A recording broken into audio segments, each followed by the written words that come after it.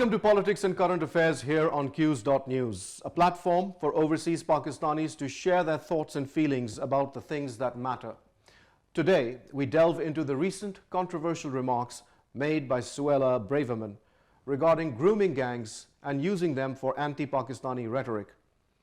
As the Home Secretary of the United Kingdom, her comments have sparked a heated debate about the sensitive issues of race, culture, and criminal justice. We will be joined by a panel of experts and commentators to discuss the implications of her remarks and the wider societal implications of such rhetoric. Join us for an inclusive conversation as we explore the complex and emotive issues surrounding this topic. To start our conversation, our guest in the studio today is Dr. Akmal Makhdoom, a psychiatrist and author of 11 books on mental health issues, and he's also a poet. Welcome to the program, Dr. Saab.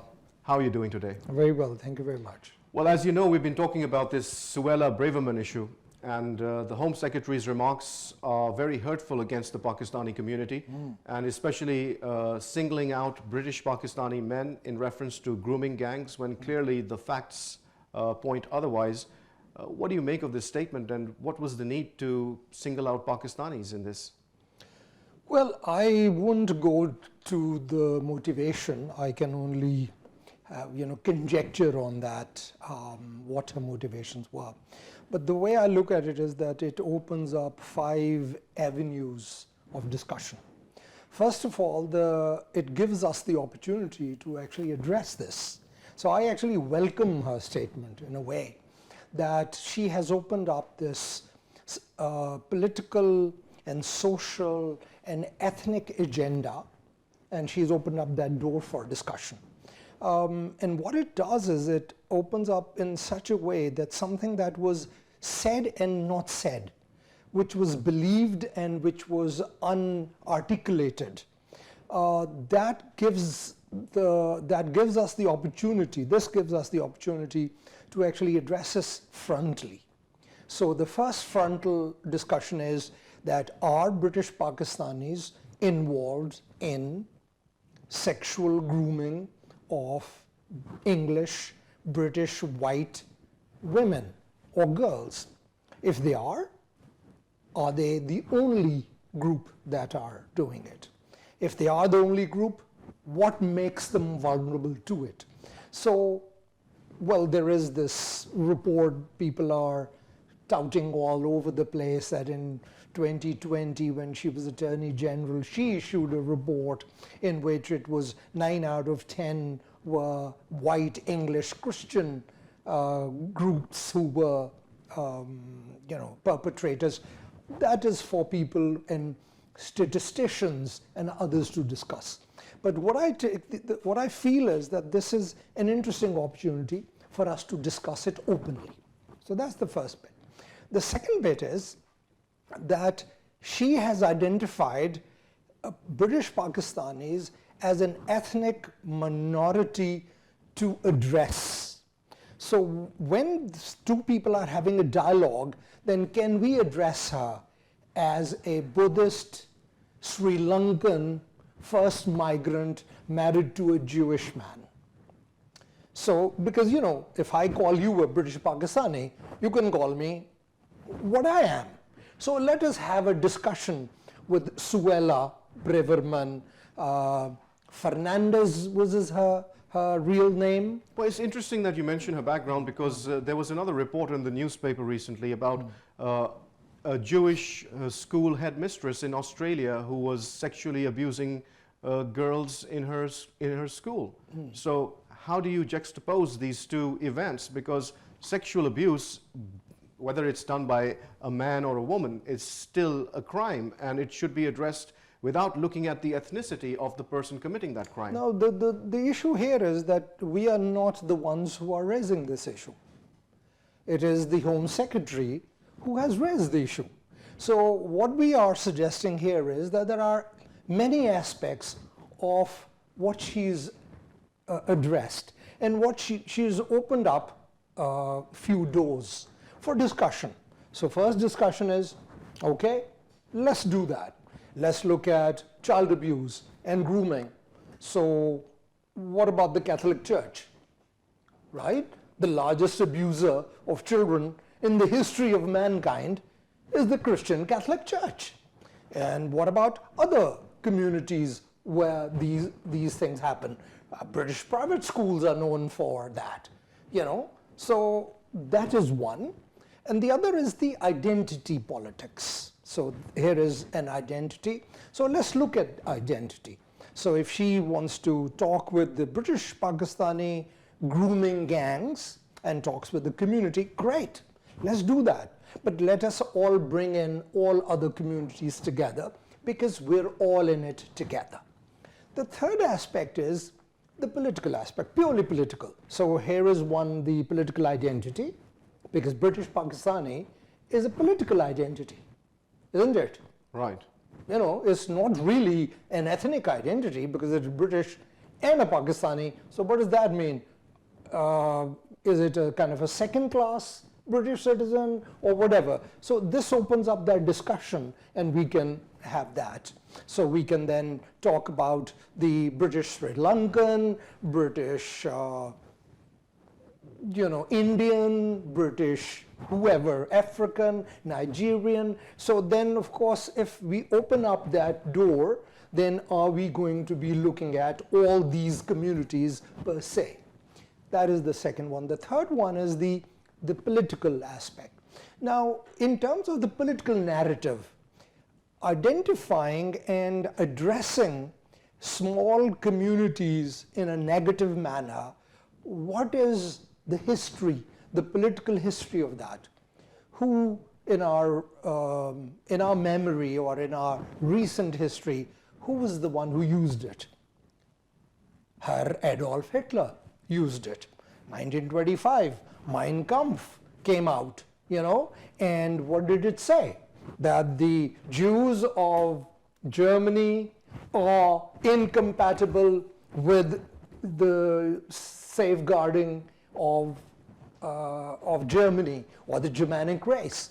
So that's one aspect. It has echoes of what Hitler was doing back in the 1920s. 1930s, yeah. And it's really unfortunate. And do you think that the British public at large do see that? Well, if they don't, at least it opens up that discussion. So this is what I'm saying. This is not something that I want to condemn. It's a dangerous and divisive sort of statement, policy, aimed at a particular community, targeting them.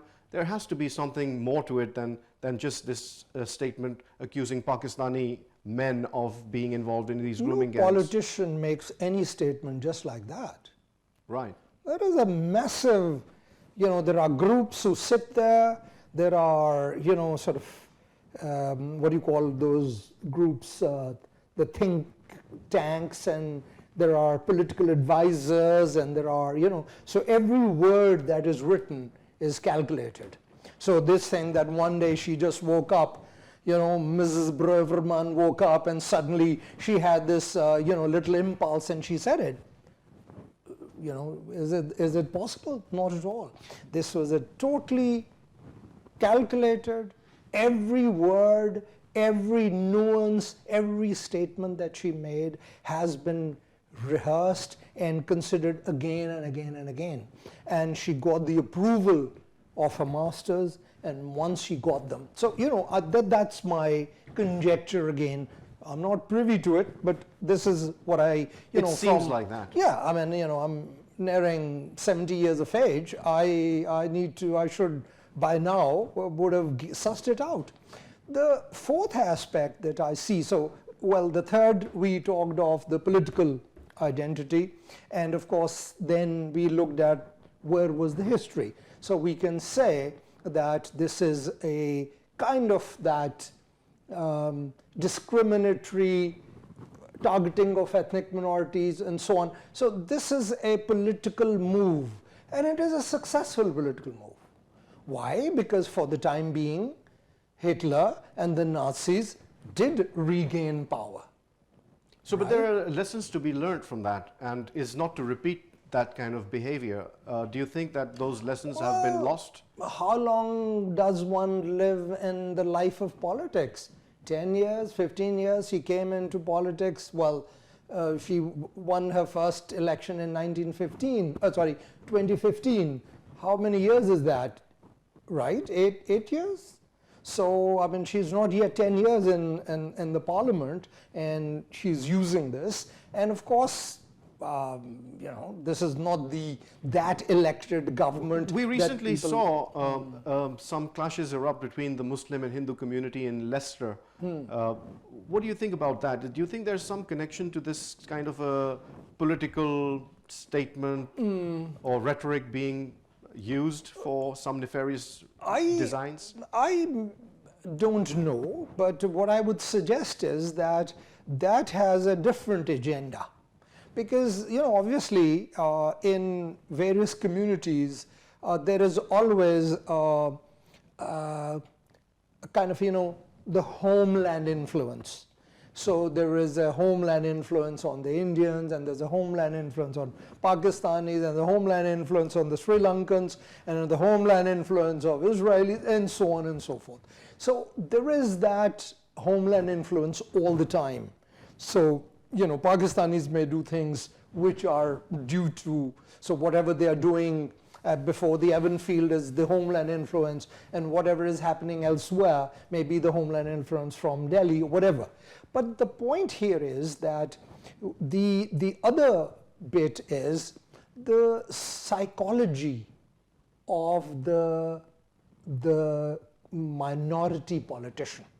Right. Now, the thing is, when she says that, is Sajid Javed, the former Chancellor of the Exchequer, somebody who could have been Prime Minister of Britain, you know, who was in the first cabinet and, you know, that won the election. Right. Right?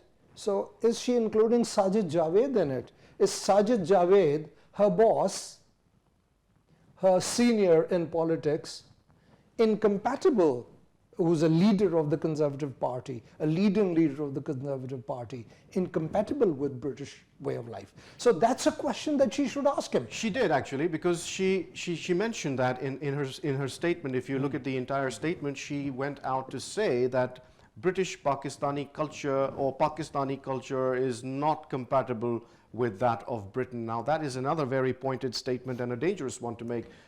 Well, the thing is that this is a statement that the British Pakistani politicians need to address.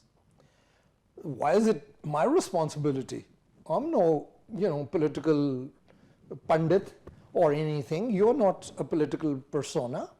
We are nobodies. We are not even, you know, small links in a large chain. You know, where are all these 15 politicians? Where is Khalid Mahmood of Birmingham or Shabana Mahmood of Birmingham? Where is this Nusrat Ghani, Sajid Javed? Where is Sadiq Khan? Where are they? You know, is there this self-immolation of these Pakistani British politicians going on the streets of London? It's surprising we haven't really heard much out of them. Why do you think that is the case? Well, that's the next philosophical aspect. What is it? So the thing is that if you read Frantz Fanon's book, beautiful book, I think of 1952, I guess, you know, a few years before I was born, but you know, a staple of my youth is Black Faces, White Masks. Here he talks of the construct of the black community or the other non-white communities who construct themselves under the ambit of colonialism. So when they define themselves under the ambit of colonialism, they become sometimes the coconuts. Right. So I would like you to hold that thought because we've been joined on the line by Dr. Aamir Khan. He is the president of the Association of Pakistani Physicians of Northern Europe. Let's have his views on this issue as well. We've now been joined by Dr. Aamir Khan, the president of the Association of Pakistan's Physicians of Northern Europe. Thank you very much, sir, for taking out the time and being part of the show. You must have heard the recent remarks by Suella Braverman, the Home Secretary, against British Pakistani men involved in grooming gangs and singling this community out. What do you make of those remarks, and what do you think is behind that statement? Great. Thank you very much. Thanks for your time and thanks for inviting me. Just to start with, first I'd like to say, as a health professional, we are all continuously involved and committed with other professionals in the groups to safeguard the children as well as vulnerable adults. And I think it is silly to say that it is a particular community which has done that. Uh, I think I personally, to be honest with you, feel that it is a right-wing agenda which is being pushed through to in order to divide our society. Uh, I'd like to ask the Home Secretary that if she looks at her own department's report from 2020, which clearly stated that in the report's words were, group-based child sexual offenders are commonly white, and they could not link it to any particular ethnic group. So that's a report published at that time. I'll also draw the attention of Home Secretary that you must have heard in the news just in the last week, there were 21 people who have been convicted of offenses against children, right? And of these heinous crimes. All of them, none of them are from ethnic group. All of them are white. So you can't just blame whole British population because those certain bad people have done something. You cannot blame a culture or a group of people just because some bad people in that group have done something wrong. We strongly condemn what happens to these children, but we don't want Home Secretary to fuel unnecessary emotions against a particular ethnic groups. Pakistani adults and Pakistanis living here, I'm a Pakistani, they are very responsible and we all stand by it. And I think one of the other factor, your question was why she's done that. The government, if it's 2 years, there have been underfunding of social services and underfunding of those agencies which actually look after these vulnerable children and vulnerable young adults. Though that funding has been reduced. So the result is because of that. Government is trying to make it an escape for themselves. I would request the government that they should concentrate, increase the funding. They should punish these people with the full force of law, no matter which ethnicity or which group they belong to. But they should not be fueling this unnecessary hatred against particular group of people. Pakistanis are very responsible. We know our responsibilities. Even if you don't, our culture and religion teaches us to respect and love each other. And we firmly believe in safeguarding. And I think it's a responsibility of the government. And I would strongly urge Home Secretary that rather than fueling this wrong propaganda and diverting it in the wrong direction, she should be concentrating on her job. She should apologize from the community and withdraw her statements. Indeed, and as far as the Pakistani community goes, do you think that there is some recourse to the law that can be taken? Because there is clearly defamation or libel, so Britain has very strong laws against that. Do you think the Pakistani community should use some legal recourse to maybe talk to Suella Braverman and force her to take her statement back? How will this play out? I think if you see, Britain is a very cultured and a social society, right? And I'm hoping that this pressure which has been put on by Pakistani community and different professional groups in Pakistan of Pakistani origin, we are also backed by non-Pakistani groups as well. A lot of Indian associations, a lot of other organizations are backing us up on the same issue. So I think if we put enough pressure, chances are, I'm hoping, sense will prevail and Rishi Sunak will take some action about it. And I think when someone has made some mistake or given a wrong statement, it's a big thing that one need to actually withdraw the statement. I'm hoping she would. Otherwise, yes, I think it's our responsibility to go to other ways of doing it. I'm not a legal person myself, but I think this is something we have been discussing with our colleagues from legal profession. And I think this is our responsibility to take it further on that one. I hope Pakistan government also puts a serious complaint about this one. And I think if there's a proper pressure put on, sense will prevail. And Dr. Saab, in your opinion, the statement that she made also mentioned culture or Pakistani culture being incompatible with Britain. What do you make of that statement? I think I feel sorry for that, to be honest with you. This shows a lack of knowledge on her part.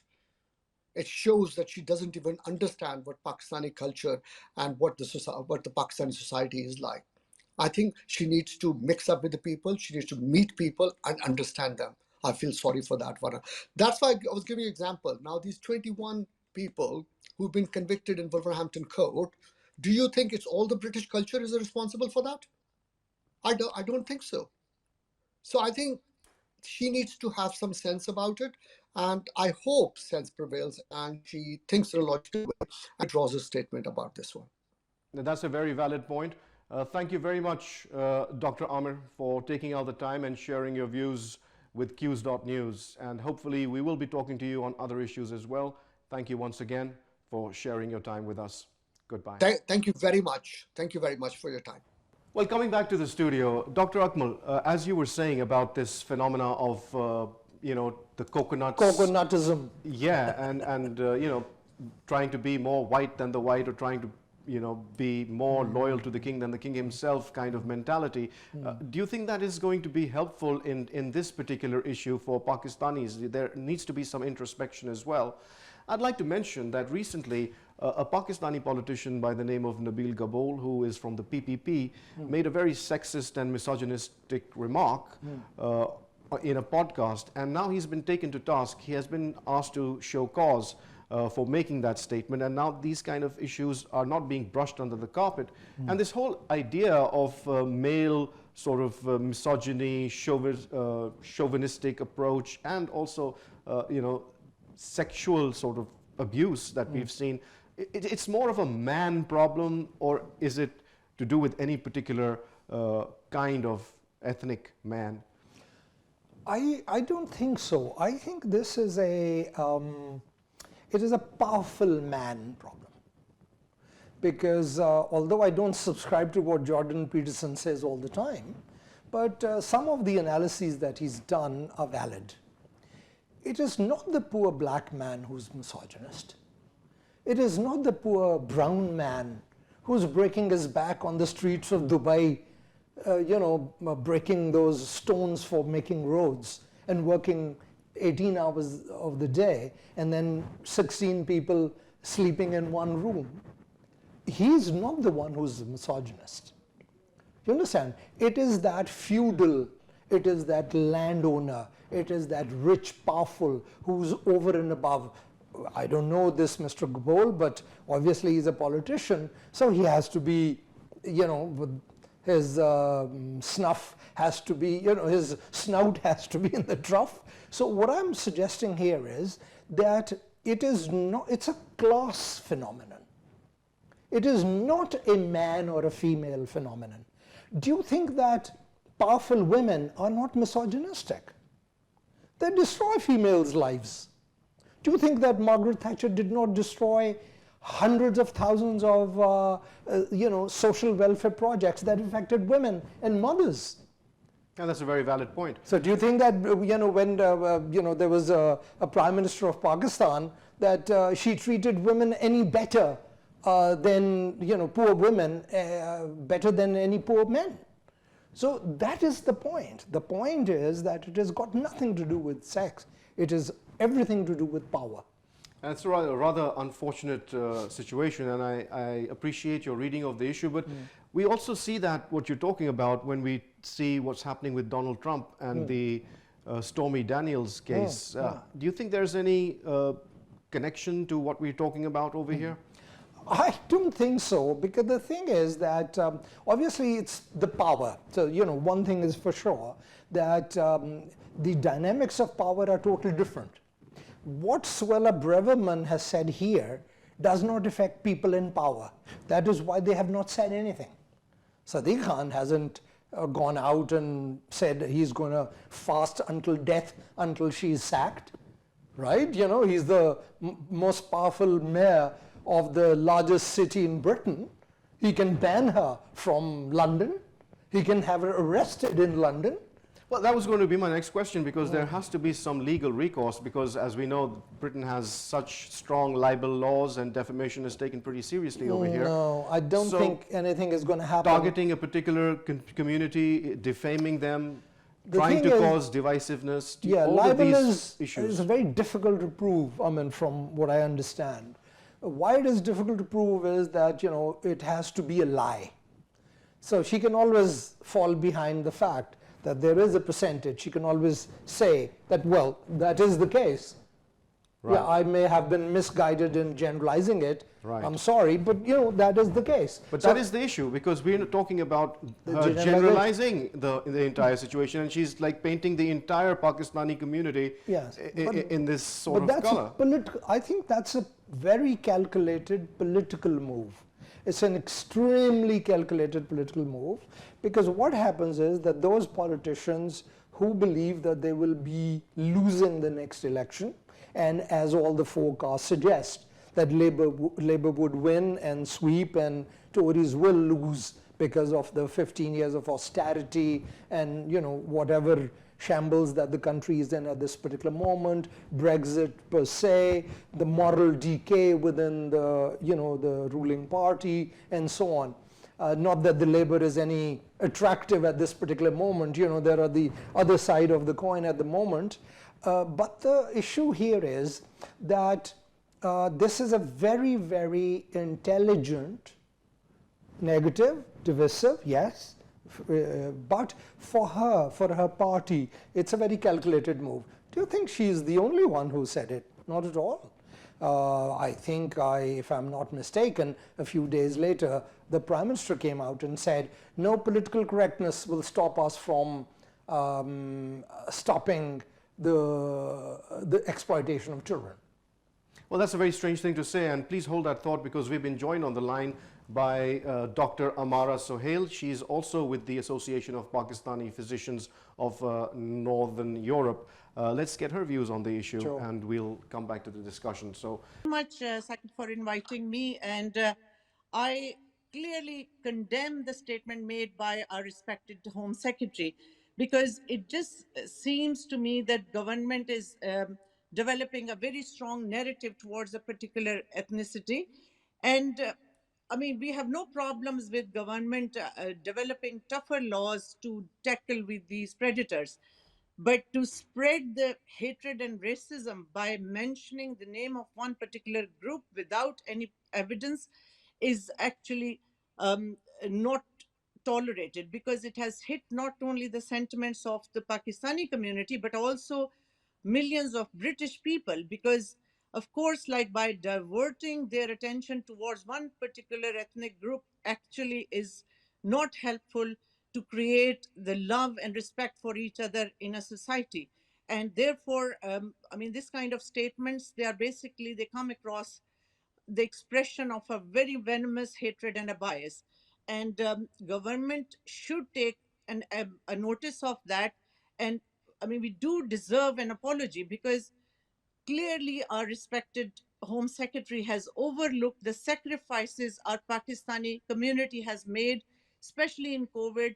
A lot of our medical people working in medical profession have lost their lives while they were helping um, the country. And not only in that particular field, everywhere, Pakistanis, they are making us proud by doing extremely well in so many walks of life, which includes businesses, medical profession, royal estate, and the real estate. And this clearly means that our respected Home Secretary is very oblivious about the contributions we are making towards the society in general.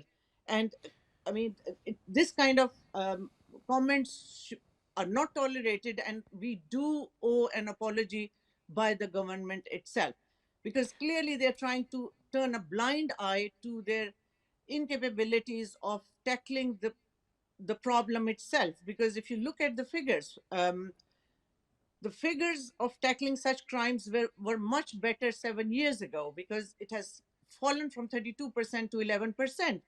And instead of taking the responsibility of their inefficiency, they are now turning the issue to a different angle, so that people are not actually challenging them on what the government is doing. We do want tougher laws, and these people, these predators, need uh, to be tackled as soon as possible. But that has got nothing to do with identifying a minority group. And it's just shameful that the cases, the high profile cases from Rochdale or Rotherham and Telford, they had so much media publicity. But that doesn't mean, and it doesn't reflect, that all Pakistanis are doing the same thing. So this is So, madam, very. in the report that the Home Office produced themselves, it pointed out that the majority of such grooming gangs are composed of white men under the age of 30, and not particularly any ethnicity at all, whether it's the British Asians or Indians or Africans for that matter.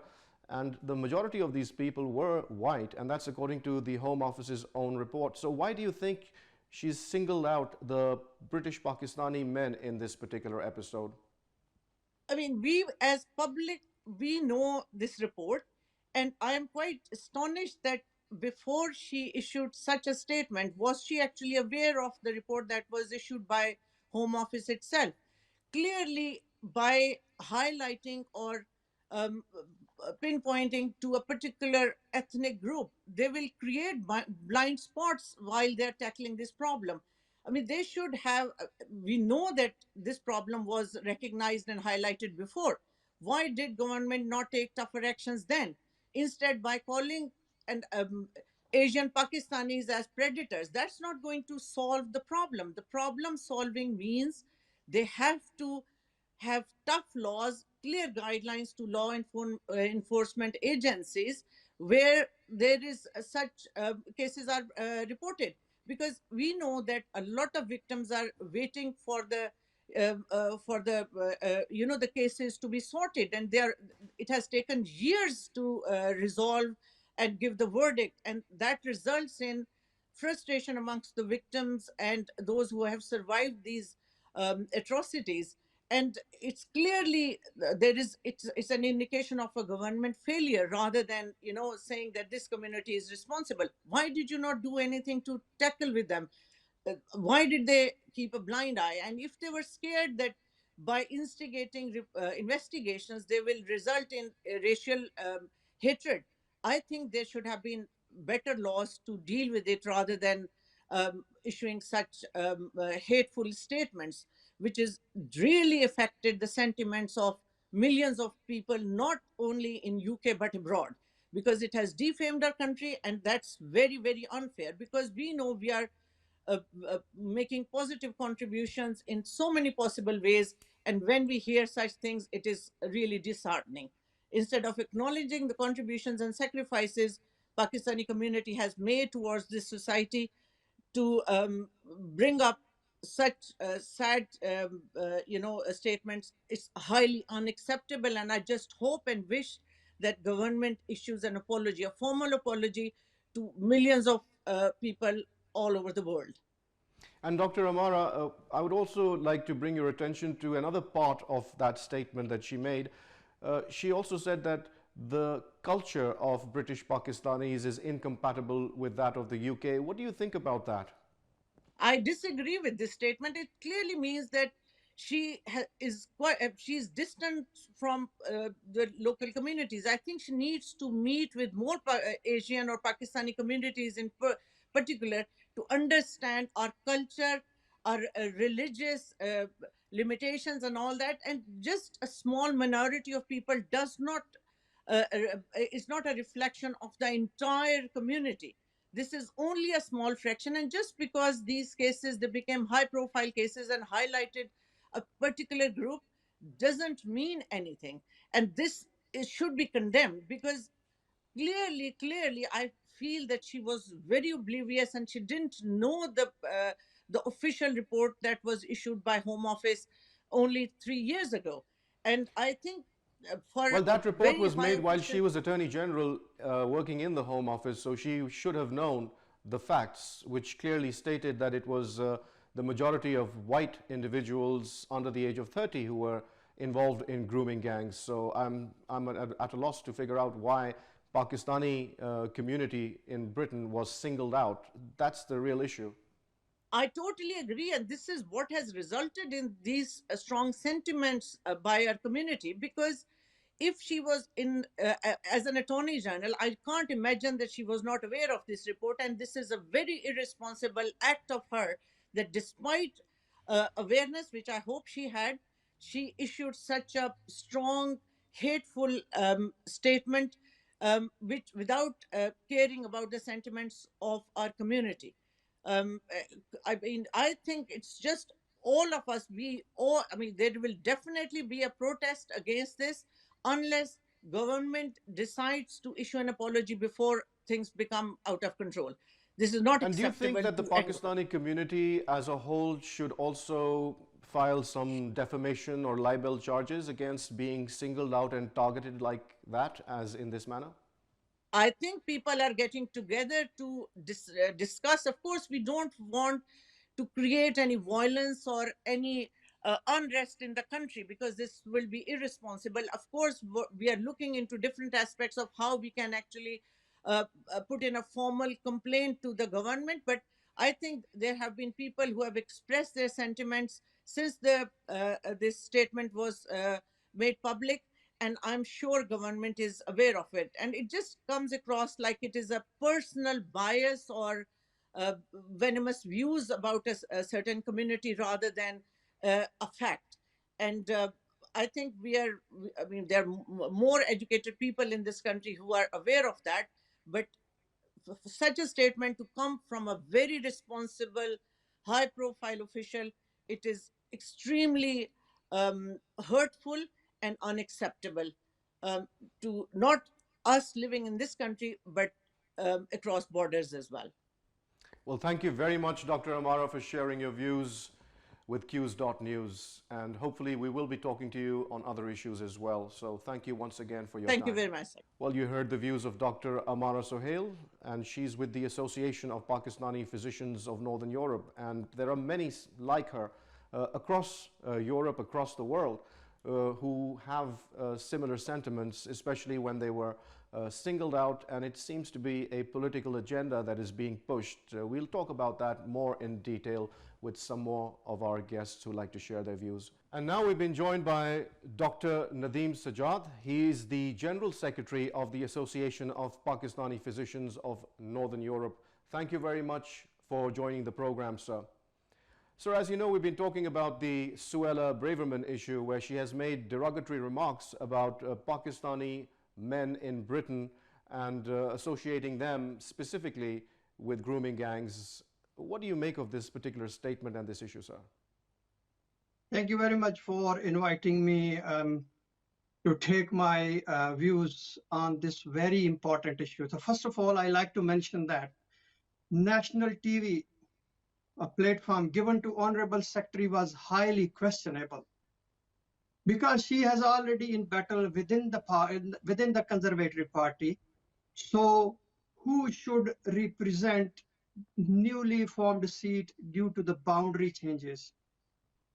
Child sexual abuse tragically happened many years back, but Home Secretary attacks on the politicians at that time and mentioning specifically the Pakistani community is just an attempt to raise her own credentials. And where or with whom do you think she wants to raise her credentials? And why do you think she specifically singled out Pakistani men when clearly her own Home Department report states that the majority of such cases or grooming gangs are composed of white men under the age of 30? And that was her own report when she was Attorney General. The Home Secretary's assertion that almost all grooming gangs are of British Pakistani men. In fact, as you mentioned, that it contradicts with her own department's report which was published in 2020 and which indicate very clearly that majority of the perpetrators, we do not protect anyone whoever, because it's a heinous crime. So majority perpetrators were white. So this really contradicts with her report, and she should actually in her statement she omits and failed to recognize the tremendous cultural, economical, political contributions of Pakistani society in the British society. Well, she also stated that the culture of Pakistani men or Pakistani culture is incompatible with that of Britain. How do you view this particular part of her statement? Pakistanis migrated into this country, been living here for several decades, because some people have been living here for the centuries. So they are very well, they get along with very well with the British culture. They adopted this country, they are law abiding, they contribute a lot in the British society, and the British government should recognize, and I believe that they find that Pakistanis are the soft target, and sometimes they equal like international for right gangs, that they also play off Islamophobic and xenophobic prejudice. Yes, that's a very good point that you made. And considering that, do you think that the Pakistani community has any recourse to the law, or that some legal action can be taken against such a statement coming from such a high level in government? The leaders always unite the nation, or people living in the nation. So they unite all communities coming from different background. They are not divisive. It is very important. So the people who works in this legal system, so they should look at into this one. And if there is a case, and I fully support that, they should take action. Well, thank you very much, Dr. Nadeem, for taking out the time and talking to Quews.news. And we shall be in touch with you to talk to you about other issues as well. And once again, thank you for being with us. Thank you very much. Well, there you have it. You heard the views of Dr. Nadeem Sajjad. He is the General Secretary of the Association of Pakistani Physicians of Northern Europe.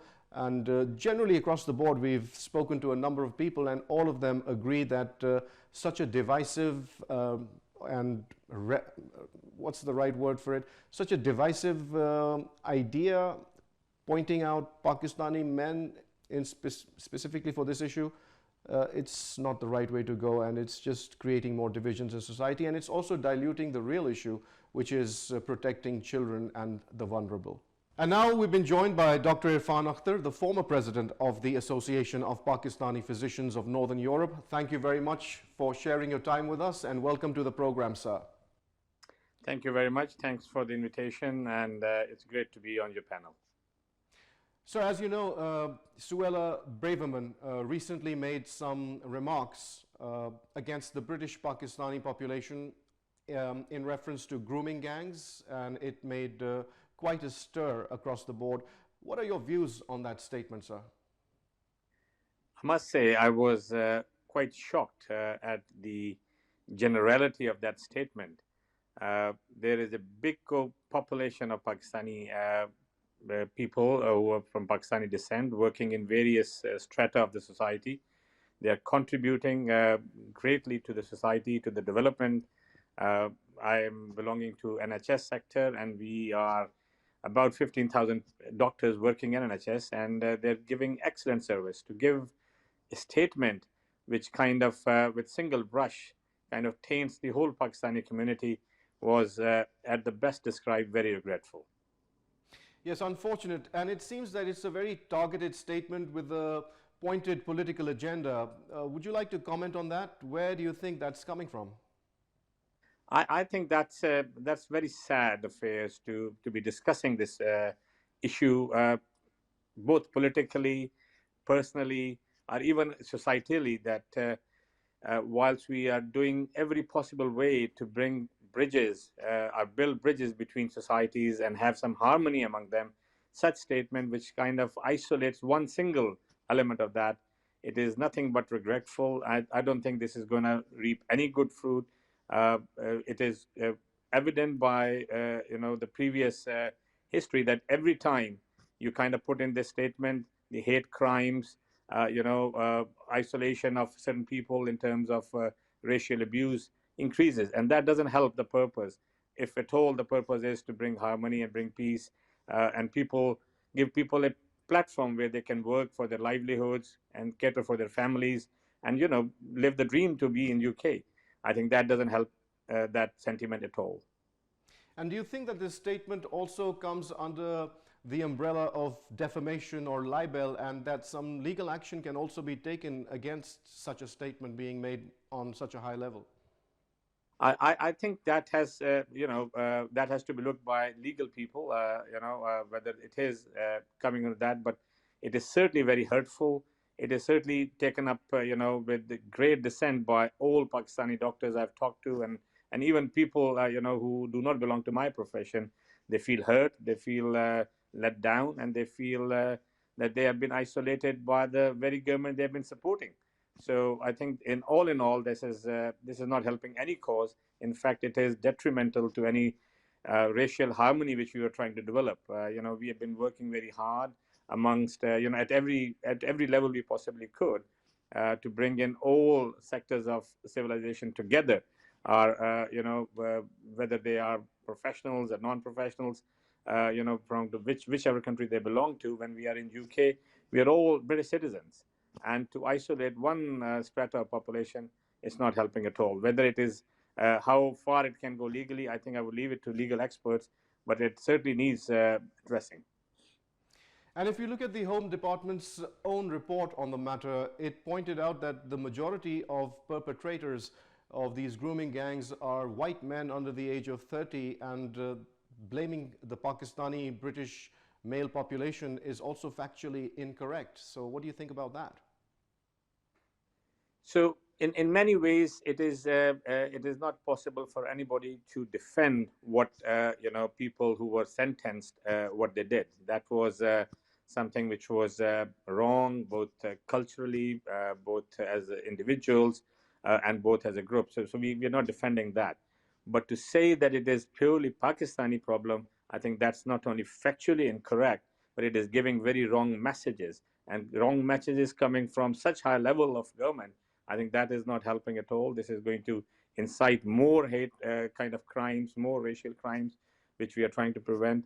There is another report in BBC a couple of days ago where they picked up more people who have been grooming, child sex abuses, and incest and all that. Nothing has to do with Pakistani people. So I think that is not only factually incorrect, and the Home Office has to look seriously upon what they have said and how hurtful and how damaging it has been to Pakistani people as such. And Dr. Irfan, further on, as you mentioned culture, she also went on to say that Pakistani culture is incompatible with that of Britain. What do you make of that part of the statement? Unbelievable. That is not the fact. The fact is that a very big strata is living in UK and living for a very long time. They started coming in back in 60s. They have contributed to the society. They have been part of the society. We are making our livelihood over there. We are giving excellent service. To say that it is part of our culture, I think she is completely ignorant of what our culture is.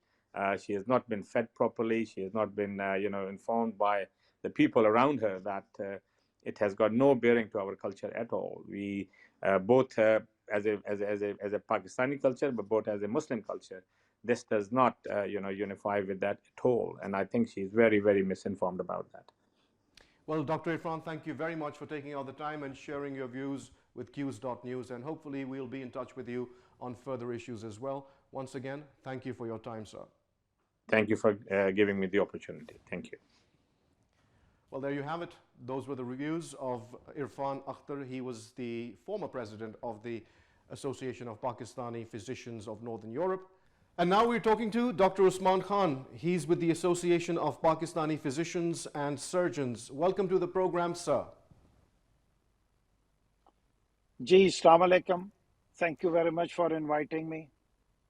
So we're talking about Suella Braverman's recent remarks regarding Pakistani British men involved in grooming gangs and being singled out for this purpose. What is your comment on her statement, sir?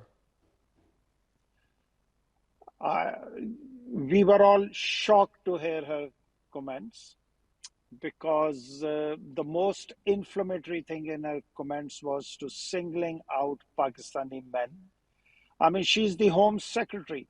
She should know that Home Office conducted a research in 2020 which clearly stated that white men groups are responsible for exploiting young male and female children in this country, and no single ethnic group can be held responsible.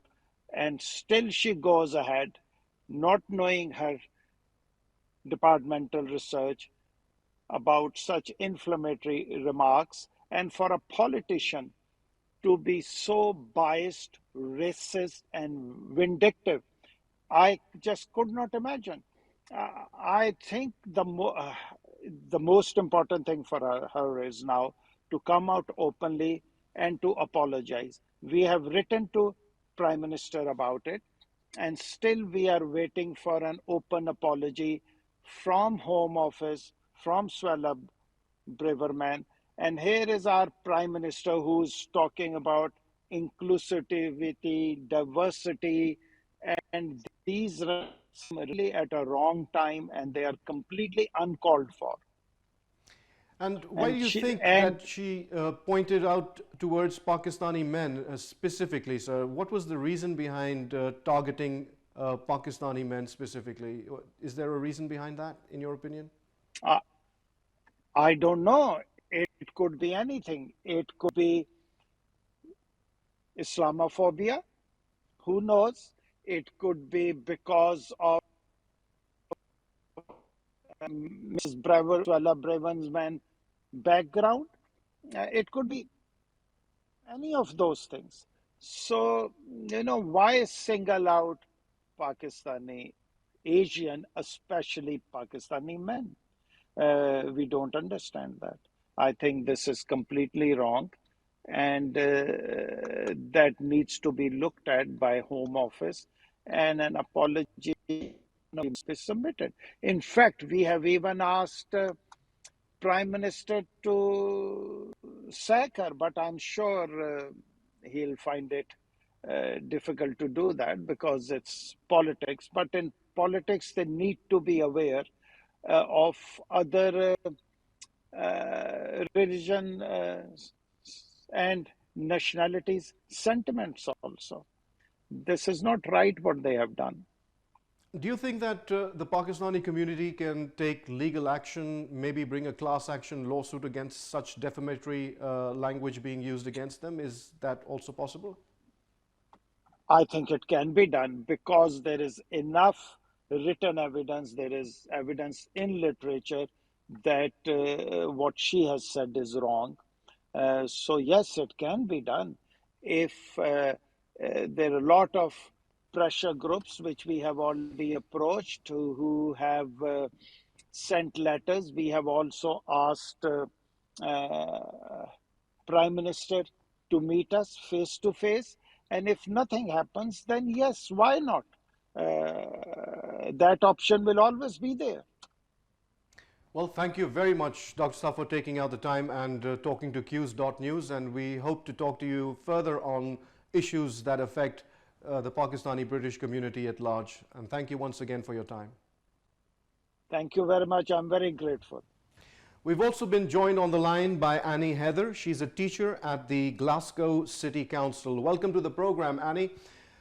Annie, as you know, we've been talking about the Suella Braverman remarks and statement recently in which she singled out Pakistani British men in the grooming gangs issue. So we'd like to know what you think about that.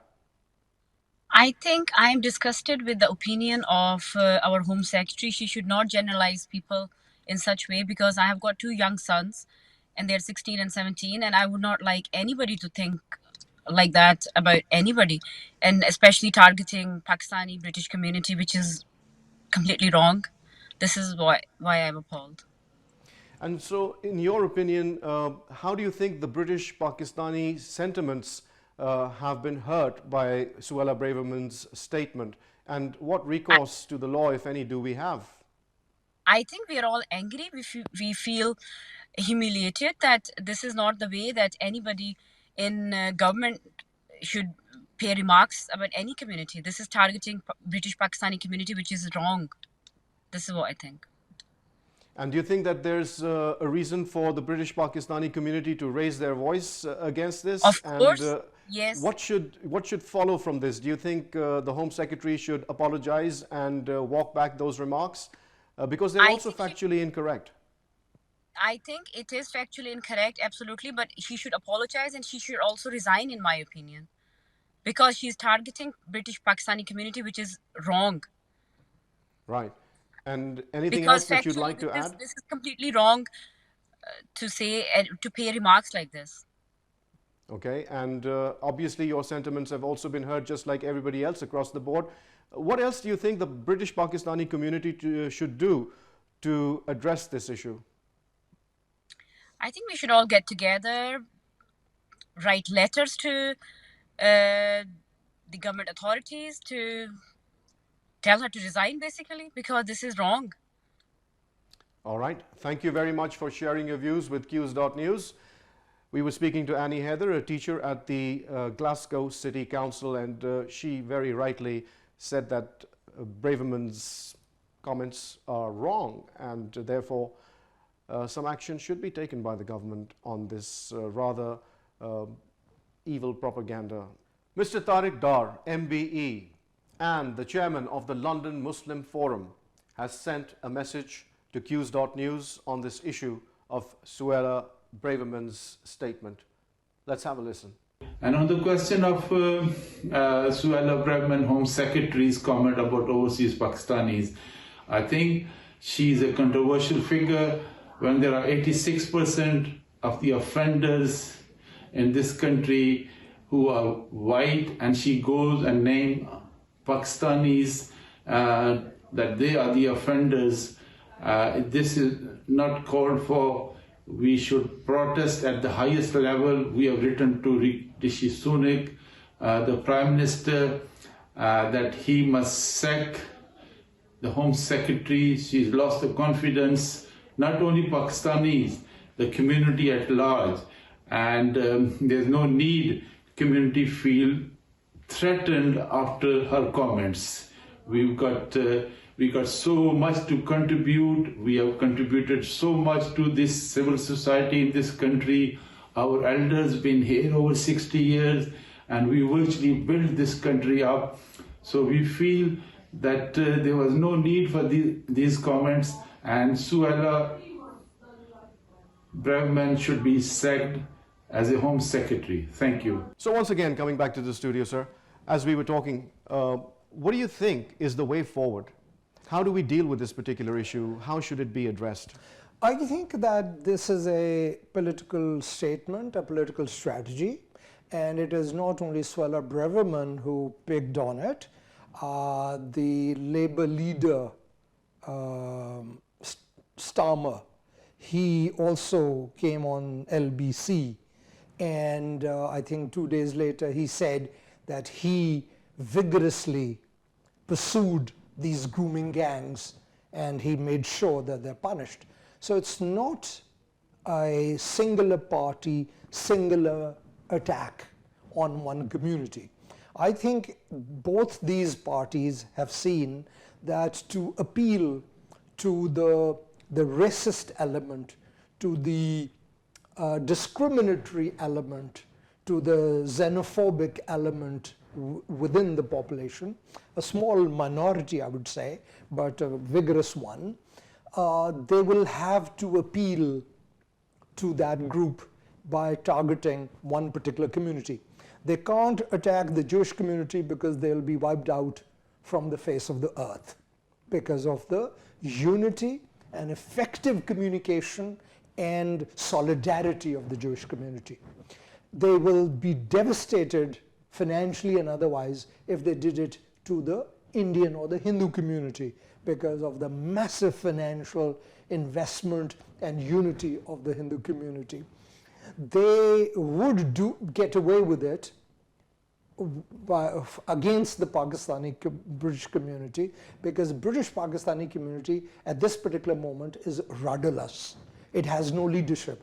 It has no leadership in Pakistan because, you know, part of the identity is British Pakistani. So, you know, with the British Indians take a degree of strength from their Indianness, and the British Jewish, Israeli take a degree of strength from their, you know, from the government in Israel. So Britain now is a melting pot of so many cultures from across the world, and picking one or picking on one is rather a negative political move. It speaks of an evil agenda. Do you think that's fair to say? No, but it is fair in the sense, but what I would say is that what she should realize is that not too long ago in Europe there was a place called Dachau and Auschwitz, and in France all the Jews were assembled and sent to the gas chambers. In Ukraine, in Estonia, in Lithuania, in Sweden, in Holland. So what do you think the Pakistani government should do in this particular issue? Do you I think don't that think, well, they have a locus standi in this particular problem? Do you think they should address the British government on a government-to-government level and say that how can you say such a thing demeaning to Pakistani community across the board? If I were the Pakistani government, I wouldn't. As a British Pakistani, I strongly oppose that because Britain is our home. No Braverman or Roswella or anybody for that matter should get away with attacking us in our own home. Period. I think we'll leave it at that. That's a very good thought to leave our audiences with. And thank you very much, Dr. Akmal, for sharing your views and being a part of the program. Thank you once again. Well, you heard the conversation, and as Pakistanis, and when we speak about Pakistani culture, we talk about hospitality. That is one of our hallmarks, and anybody visiting Pakistan will tell you what a hospitable nation we are because we believe in building bridges, not walls. And on that note, it's goodbye.